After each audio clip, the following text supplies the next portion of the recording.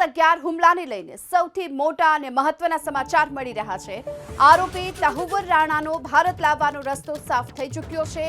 American કોર્ટે પ્રત્યાર્પણની મંજૂરી આપી છે અને ભારતે જૂન 2020માં ફરિયાદ કરી હતી। હાલમાં તો અમેરિકાની જેલમાં તહવ્વુર રાણા અત્યારે જેલમાં બંધ છે કે જેને હવે ટૂંક સમયમાં જ ભારત લાવવામાં આવશે।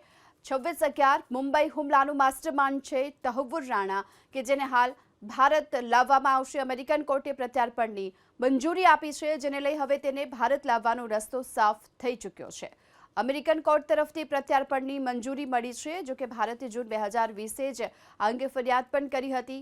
હાલમાં અમેરિકાની જેલમાં આરોપી તહવ્વુર રાણા બંધ છે કે જેને હવે ટૂંક સમયમાં જ ભારત લાવવામાં આવશે કારણ કે અમેરિકાએ પ્રત્યાર્પણની મંજૂરી હાલ આપી છે અને તેને લઈ ટૂંક સમયમાં આરોપી તહવ્વુર રાણાને ભારત લાવવા માટેના પ્રયત્ન કરવામાં આવશે અને રસ્તો હાલ સાફ થઈ ચૂક્યો છે અને આ આરોપીને ભારત લાવવામાં આવશે।